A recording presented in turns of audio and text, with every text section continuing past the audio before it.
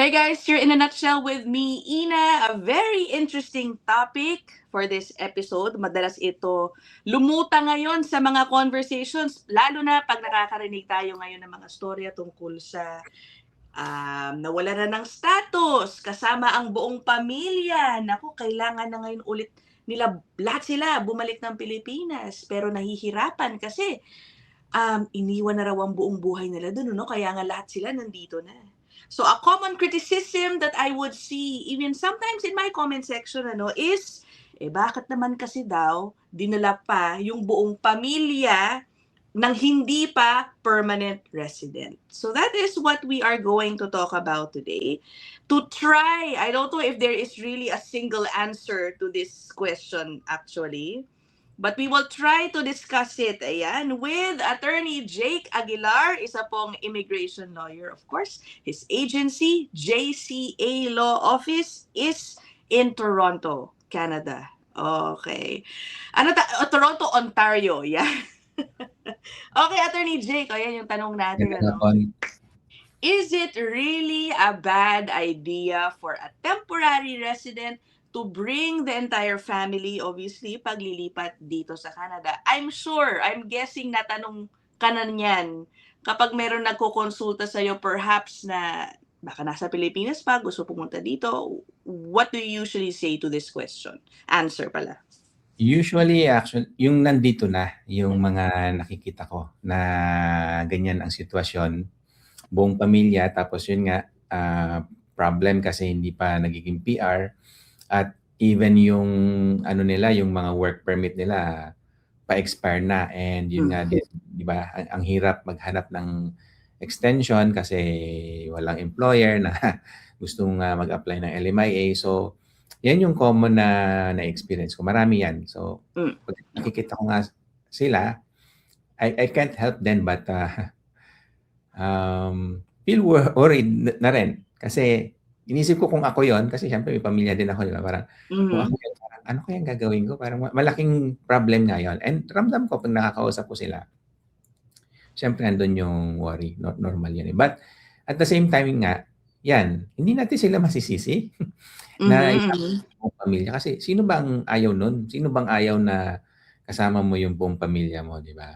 Parang sabihin natin na hindi worth it na yun nga, mabuhay kung wala yung pamilya mo. Siguro for a short period baka pwede mong tiisin. Pero hindi sa napakahabang period. At saka nga kung binigyan ka naman ng opportunity katulad niyan, binigyan tayo ng opportunity ng Canada na isama yung buong pamilya natin. Sino bang hindi magagrab nun kung kaya mo rin lang? Kaya ang hirap din na yun nga, sisihin sila or what, na sabihin bakit mo ginawa yan. Kasi at that time din naman, that's probably the best option for them. Ngayon, nagkaroon ng problem nga kasi, yun nga, as I always say din, dahil kay COVID, na medyo nabaliktad yung mundo natin, hindi na ganun kadaling makakuha ng trabaho, hindi na ganun kadaling extend. Pero dahil kay COVID ngayon, at sino ba naman nga ang nakapag-predict, meron bang sa atin dito nakapag-predict na by 2020 magkakaroon ng global pandemic, magkakaroon ng buong mundo, something like that. So wala naman nakapredict nun. So hindi natin masisi for not able to predict that.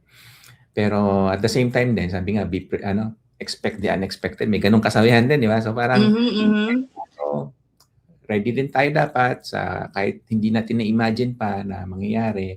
What if, ganyan na hindi tayo maging PR, which is, yun, very valid yun. Na yung pagiging PR kasi hindi natin yan control. Wala tayong, minsan ano lang yan eh, may tsamba din eh. Just like anything. Andun yung kakayahan mo, parang ibigay mo lahat, yung ability mo, pero sometimes may kasama pa rin luck eh. Para PR, so hindi natin control. Some might be confused, Attorney Jake, kung bakit mo binabanggit yung panahon ng COVID. Because yung explanation dyan nga pala ni Attorney Jake is, it was around COVID time. Ano ba? Was it really just COVID time or before pa ba na nag-umpisang dumami yung nagdadala ng family? Yeah. Before pa, I just don't remember the exact date or year kung kailan nangyari yun. But I do remember at least Dumating ako dito 2012, ayan na. So, Hmm. at that time, pag ang isang temporary resident like student or worker, kung pupunta sila ng Canada, sila lang. Hindi Yun nila pa yung system nun, parang yung ganyan. sistema nun, ganun ang sistema nun, which at that time yun nga, inisip ko may sense din naman. Unang-una, yun nga, yung sarili mo nga, hindi ka sure pa na mag-PR ka or something. Tapos, isasama mo yung buong pamilya mo. Di ba? Parang nakakatakot nga. Plus, si government din mismo, alam na nila na gano'n, na hindi gano'n nga kadali maging PR or something. So, parang dinidiscourage nila na isama mo yung buong pamilya mo. Kaya, nire-refuse na Oo. nila. Kahit mag-apply ka, kahit gustuin mo, i-refuse nila yon kasi alam na nila din na hindi nga gano'n kadali. So, para bang sinasabi ng gobyerno, establish mo muna yung sarili mo. Pag-establish ka na din, sige, dalhin mo sila. Basically saying na, mag-PR ka muna. Yung Aha. iba nga PR na, ayaw pa rin nila isama yung ano nila kasi yung trabaho din nila medyo alanganin pa, mga ganun. So, PR na yon. So, anyway, ganun yung sitwasyon noon, pre-COVID. Sila lang, yung estudyante lang or worker lang ang pupunta muna. And then later on, nag-open up ngayon. So, pwede na yung mga spouse and open work permit. So, kung may asawa ka, pwede silang sumunod sa iyo sa Canada, open work permit. So, ibig sabihin, kahit sinong employer, pwede silang mag-work. And then, pwede rin isama yung mga anak. Pwede magkaroon ng mga study permit, makapag-aral sila. And usually nga, as far as I know, pag sa secondary or primary school, medyo libre pa ang schooling. So, di ba perks nga nun, nag-aral ka lang or nakakuha ka lang ng trabaho dito sa Canada, pati asawa mo, tsaka mga anak mo, pwede mo na isama. So, yun nga, napakagandang benefit. And kung tutuusin, okay din sana nga kung hindi nagka-COVID. Again, wala nakapag-predict nun, pero imagine nyo na lang na hindi nagka-COVID. Okay yun. So, yung mga pumunta dito na gano'n ang ginawa, masisisi mo ba sila na sinama nila yung buong pamilya nila? I think that was the right thing to do at that time. Oo. So, do you think it's a matter of timing? Kung sasagutin tong answer na ito, I mean, would you have different advice if someone asked you this question like 7, 8 years ago versus now? I think now, kung ako tatanungin sa panahon ngayon January 26, 2026, parang yata, I would play it safe, no? This is just me. Depende rin sa skills let's say international student, magma-masters, napaka-high skilled nung spouse din. Exactly. Siguro I would be okay with it. Yeah. Pero I think okay sa akin yung nangyayari ngayon sa TFWs in a way na medyo restricted na lang kung sino halimbawa yung pwedeng para bumabalik sila. Yes. Oo. So ngayong panahon, definitely may sense yon. And siguro as a general rule na nga lang, kailangan meron tayong backup plan. Yun nga, yung parang kasabihan na expect the unexpected. Kasi hindi mo ma-predict lahat Ito somehow, nalaman natin, things like COVID can happen. Yeah. Or, I don't know, may mga bagong balita na naman ngayon na pwedeng mag-escalate nga, di ba? Alam nyo na, yung Greenland, for example, medyo maugong siya na usap-usapan, di ba? Sabi ng US, parang gusto niyang i-take over yung Greenland. Parang even by force if necessary. So, di ba? Sinabi na ba by force? Oh my gosh. Ang narinig ko pa lang yung bibilhin.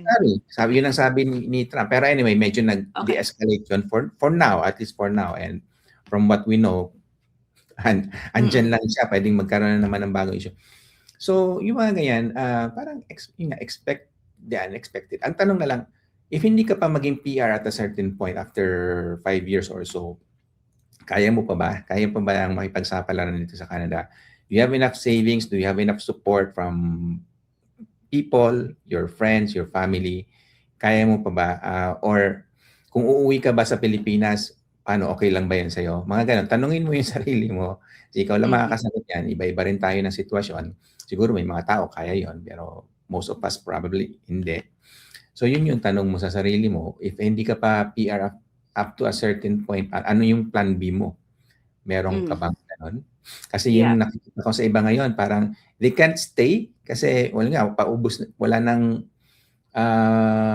status, pawala na yung permit nila, they can't leave as well. Kasi wala na rin pamasahe, wala na rin babalikan sa Pilipinas. So, asan ka na? Nasa Tapos limbo ang ka. dami pa nilang kailangan Ang lumipad. dami pa nila Halimbawa, kung kasi yung mga anak din nasanay na dito, di ba? Parang gano'n. Nandito na yung mga kaibigan nila.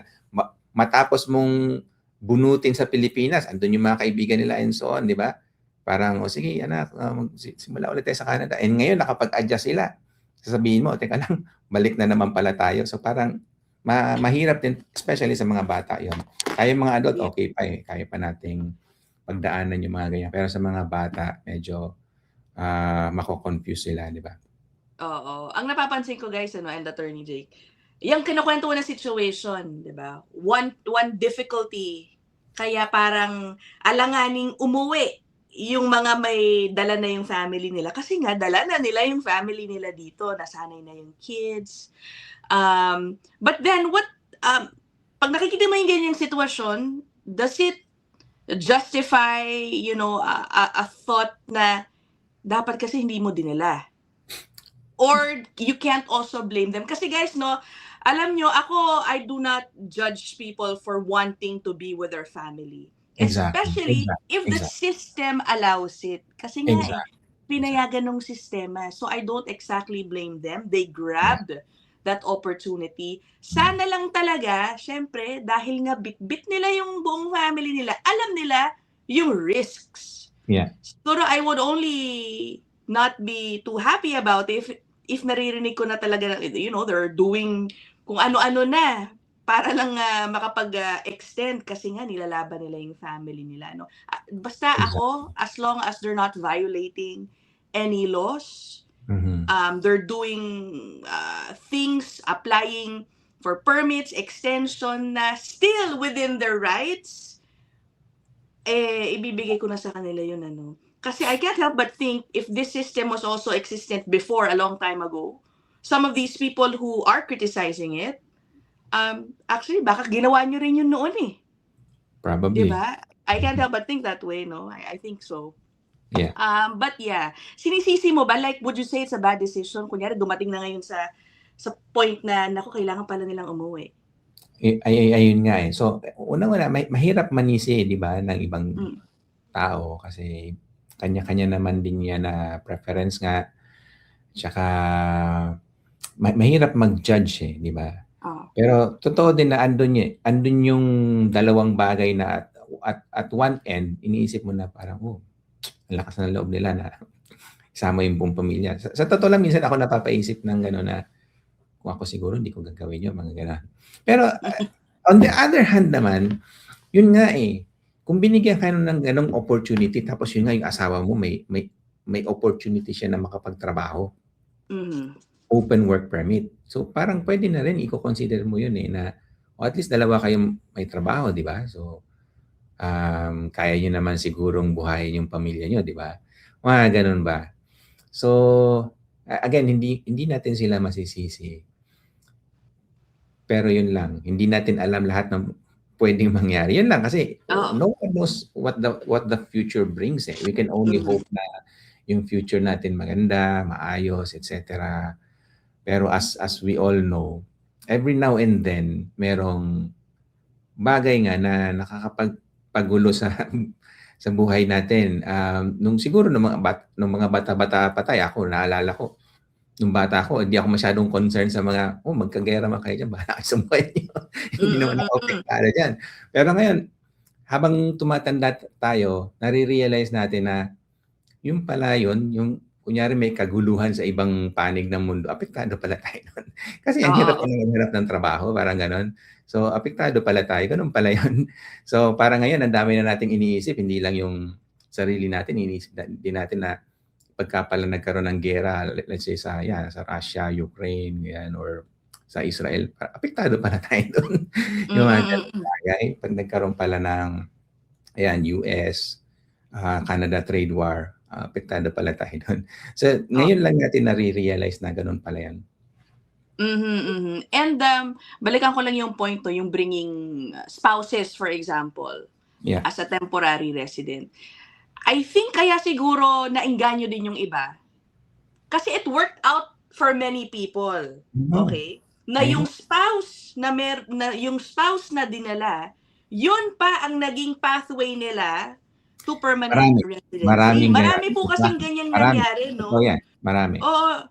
So ang hirap din magsabi na it's not wise when in fact, it has worked out Perfect for na yun. many cases. Exactly. I think it really all boils down, Attorney Jake, to research kasi and a proper assessment of your skills, of the parents. Tama Siguro, din. no? Oo. Kasi, what do you think about that?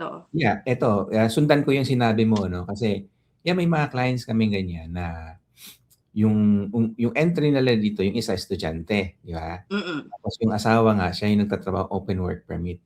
Yung naka-open work permit, after a year, pwede na siya mag-qualify sa express permanent residency. So kung suswertehin, mas mapapaaga yung pagiging permanent resident nilang buong pamilya kasi yun nga, yung asawa na supposedly siya yung dependent spouse, hindi siya yung principal. Ang principal yung estudyante. Pero pwede silang maging PR. Yeah, tama ka dyan. Dahil dun sa asawa na nakapagtrabaho. So, yun nga, perfect yun kung tutuusin. Napakaganda nga nun na medyo nakakaingit nga kasi nung una nga kami pumunta dito, walang ganun eh.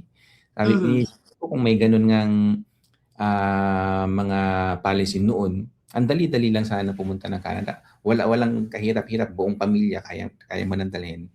Hindi sana yung naghihiwalay pa yung buong pamilya, di ba? But again, things aren't perfect kasi yung perfect situation na yun biglang nagulo after nga ng COVID.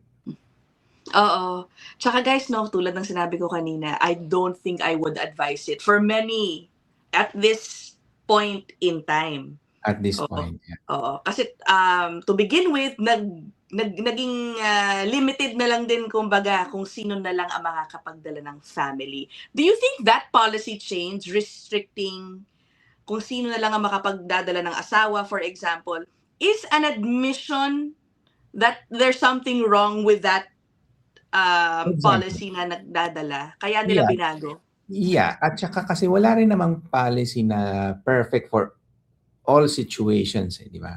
So yung policy talaga, it's only perfect for a given situation. Paano kung nagbago yung situation? So dapat din nagbago yung policy. So ganun yung ginagawa nila. Dati, okay sana nga, pero nung nagkakaroon ng problema sa Canada, kasi nga mismong mga PR at citizen nga nahihirapan makakuha ng trabaho And we're talking about yung mga fresh grads usually. So paano pa yung mga foreign national, di ba? Ano sila at a disadvantage sila kasi laging unahin siyempre PR muna at citizen muna. Natural lang naman yun, di ba? So kung yung PR at citizen nahihirapan makakuha ng trabaho, what more dun sa foreign national? So ang isang parang general tip na lang din, make sure you are very competitive nga.